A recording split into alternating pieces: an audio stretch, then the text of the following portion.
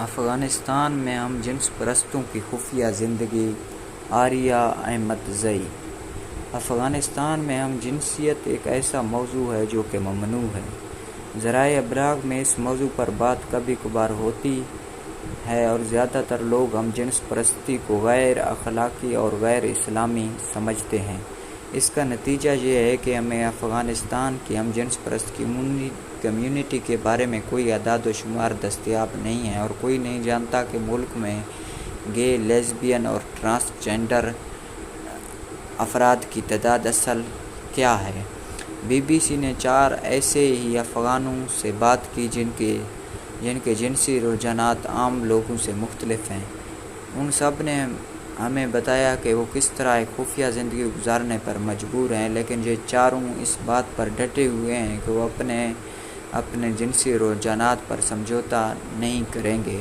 حفاظتی اقدامات کے پیش نظر چاروں افراد کے اصل نام خفیہ رکھے جا رہے ہیں۔ زینب کی عمر 19 سال ہے۔ وہ اپنے خاندان کے ساتھ رہتی ہے، لیکن ان کے والدین اور بہن بھائیوں کو بالکل علم نہیں کہ زینب کیا محسوس کرتی ہے۔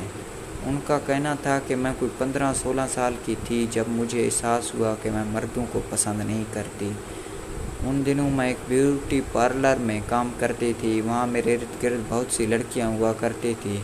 تب بھی مجھے لگا کہ مجھے لڑکوں کے مقابلے میں لڑکیاں زیادہ اچھی لگتی ہیں اور میں لڑکیوں میں زیادہ کشش محسوس کرتی ہوں۔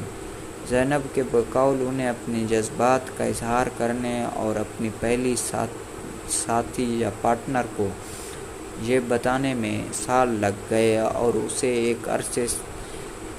ایک عرصے سے پسند کرتی ہے کہ وہ اسے ایک عرصے سے پسند کرتی ہے۔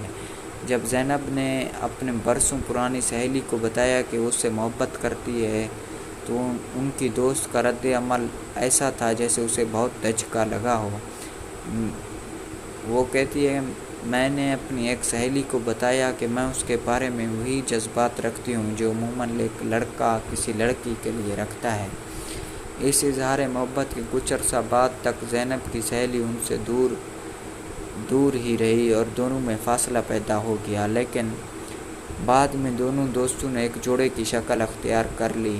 زینب کے بقول اگرچہ وہ دونوں ہفتے میں 1 یا 2 بار ہی مل پاتی تھیں، لیکن ان کا یہ نیا رشتہ باقی لوگوں کی نظروں سے اوجھل ہی رہا۔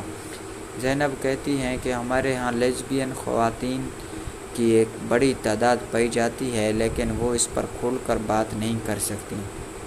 افغانستان میں ہم جنس پرست خواتین ہونے کو غیر اسلامی سمجھا جاتا ہے۔ اگر لوگوں کو معلوم ہو جائے کہ آپ لیزبین ہیں تو اس کے نتیجے میں آپ کو موت بھی ہو سکتی ہے۔ اس لیے یہ بات میرے لیے بہت اہم ہے کہ میرے گھر والوں کو کبھی معلوم نہ ہو کہ میں لیزبین ہوں۔ جہاں تک اپنے ارد گرد کے لوگوں کی جانب سے ناقبولیت اور انتقامی کارروائی کے خوف کا تعلق ہے تو اس کا اظہار ان تمام افراد نے کیا جن سے بی بی سی نے اس رپورٹ کے سلسلے میں بات کی۔ اس کے علاوہ ان افراد نے یہ بتایا کہ انہیں شادی کے لیے گھر والوں کی جانب سے دباؤ کا سامنا بھی کرنا پڑتا ہے۔ خاندان والے چاہتے ہیں کہ آپ کے لیے ضروری ہے کہ آپ جنس سے مخالف کے فرد سے شادی کریں اور افغان معاشرے کی روایات کے مطابق زندگی گزاریں۔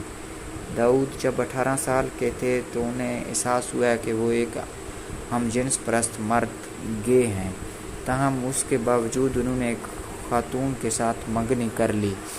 ان کے بقول یہ منگنی میری رضامندی کے بغیر کی گئی تھی۔ میں چاہتا تھا کہ یہ منگنی توڑ دوں کیونکہ مجھے جنس میں کوئی کشش محسوس نہیں ہوتی تھی۔ داؤد کی منگنی توڑ دی گئی اور اب وہ ایک مرد کے ساتھ خوش و خرم زندگی گزار رہے ہیں۔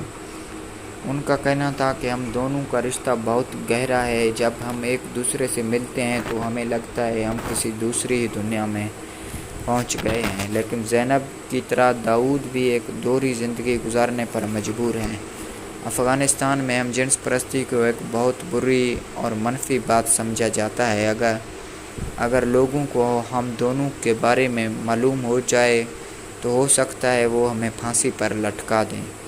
جہاں تک تعزیرات افغانستان کا تعلق ہے تو اس کی شق نمبر 427 میں جنسی جرم کا ذکر ملتا ہے کہ وہ پیڈیسری یعنی بڑے عمر کے مرد اور ایک لڑکے کے درمیان جنسی تعلق اس جرم کی سزا طویل قید ہو سکتی ہے۔ اگر افغانستان کے قانونی دستاویزات کو دیکھا جائے تو واضح نہیں ہوتا کہ ملک کا قانون ہم جنسیت کو کس نظر سے دیکھتا ہے، لیکن افغانستان کے قانونی حلقوں اور یہاں کی ہم جنس پرست برادری کو اس بارے میں کوئی شک نہیں ہے کہ ہم جنس پرستی کو یہاں جرم سمجھا جاتا ہے۔ تاہم افغان اور اسلامی قوانین کے ماہر اور برطانیہ کی ہیل یونیورسٹی سے منسلک ڈاکٹر نیاز شاہ کہتے ہیں کہ افغانستان کا پینل کوڈ دراصل اسلامی قوانین کے اس اصول کی عکاسی ہے جس کے تحت اسلامی معاشرہ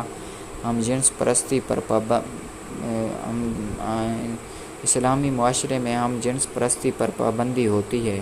ڈاکٹر نیاز شاہ کہتے ہیں کہ اسلامی قانون صرف ایک قسم کے جنسی فعل کی اجازت دیتا ہے اور وہ ایک بالغ مرد اور بالغ خاتون کے درمیان اس وقت ہو سکتا ہے جب وہ ایک دوسرے سے شادی کر لیں۔ بی بی سی سے بات کرتے ہوئے ڈاکٹر شاہ کا کہنا تھا کہ اگر دو نوجوان لڑکے یہ اعلان کر دیں کہ وہ ہم جنس پرست ہیں اور وہ ایک گے جوڑے کی شکل میں اکٹھے رہنا چاہتے ہیں تو اس پر لوگ بہت برہم ہو جائیں گے اور کچھ لوگ چاہیں گے کہ ان لڑکوں کو مار دیا جائے۔ ان کا مزید کہنا تھا کہ اس میں کوئی شک نہیں کہ افغانستان میں ماضی میں اور ان دنوں بھی بہت سے لوگ مختلف قسم کے ہم جنس رشتوں میں زندگی گزار رہے ہیں اور کئی مرد دوسرے مردوں سے جنسی تعلق رکھتے ہیں، لیکن یہ مرد خود کو گے نہیں سمجھتے کیونکہ یہ لوگ خواتین سے شادیاں بھی کر لیتے ہیں۔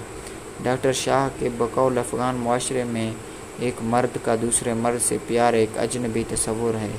میں افغانستان میں کسی مرد کے دوسرے مرد کے ساتھ اس قسم کے تعلق کو نہیں جانتا جس میں وہ دونوں کھلے عام ایک دوسرے کے ساتھ رشتے میں ہوں اور ان کا کسی خاتون سے کسی قسم کا جنسی تعلق نہ ہو۔ بی بی سی سے بات کرتے ہوئے افغانستان کے ایک معروف عالم دین شمس الرحمان کا کہنا تھا کہ زیادہ تر علماء کے درمیان اس معاملے پر اتفاق پایا جاتا ہے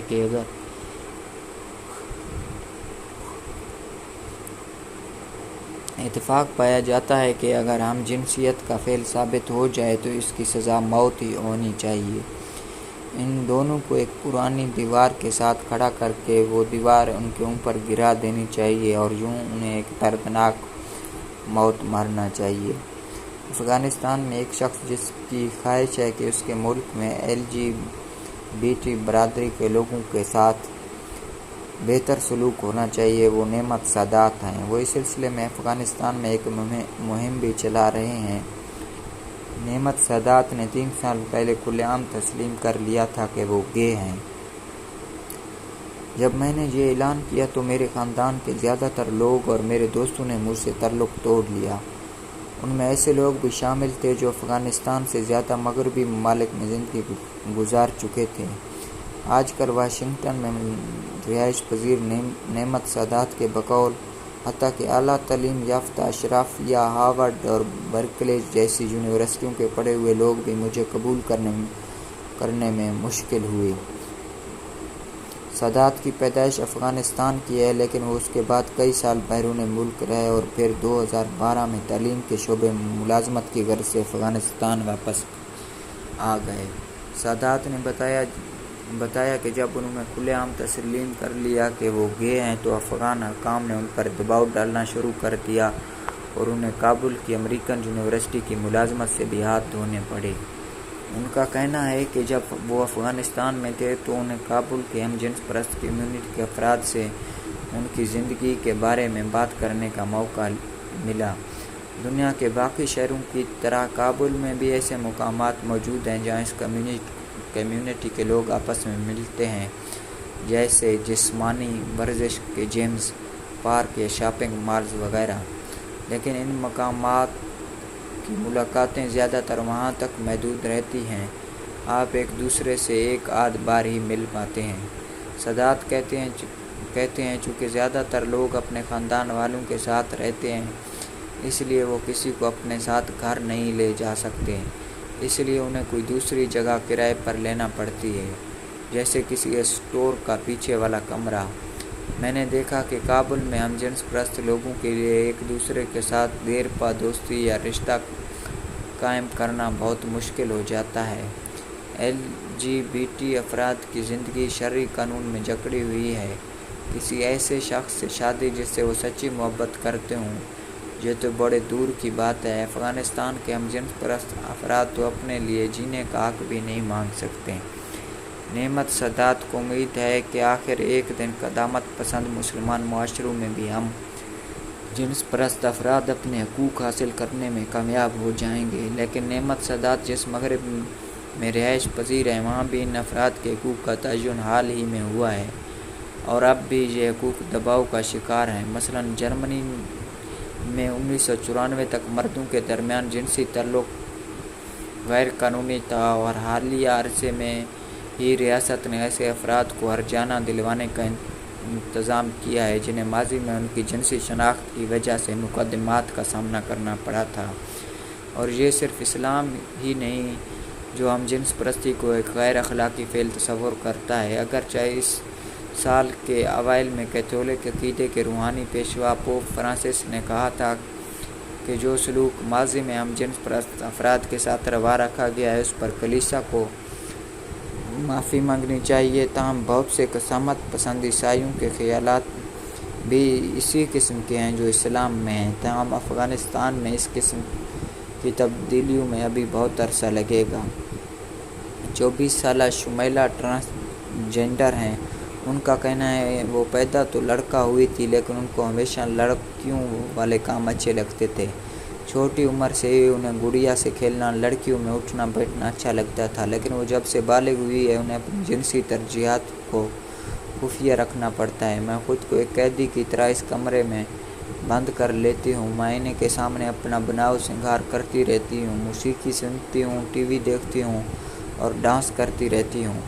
ان کا ساتھی بھی اس بات پر اصرار کرتا ہے کہ شمیلہ کو اپنی شناخت کو ایک راز ہی رکھنا چاہیے۔ شمیلہ کے بقول میرا پارٹنر بہت سخت ہے اور وہ چاہتا ہے کہ میں لوگوں کے سامنے ہمیشہ لڑکوں والے کپڑے پہنا کروں۔ میرا سب سے بڑا المیہ یا حسرت یہ ہے کہ میں لڑکی کیوں نہیں پیدا ہوئی۔ میں چاہتی ہوں کہ میں بچے پیدا کروں، میرا بھی ایک شوہر ہو اور میں ایک اچھی زندگی گزاروں۔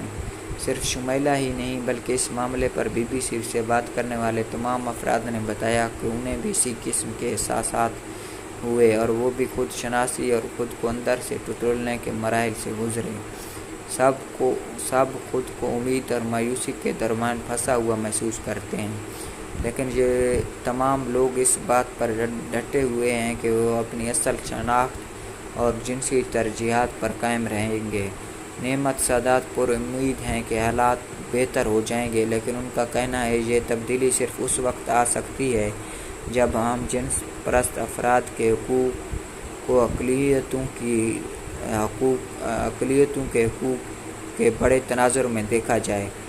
جب تک ہم متحد نہیں ہو جاتے اس وقت تک کسی خوش و خرم LGBT کمیونٹی کی امید کرنا غلط ہوگا اور نہ ہی خواتین یا دیگر اقلیتوں کے حقوق کی پاسداری ہوگی، یہ نعمت سادات کا کہنا ہے۔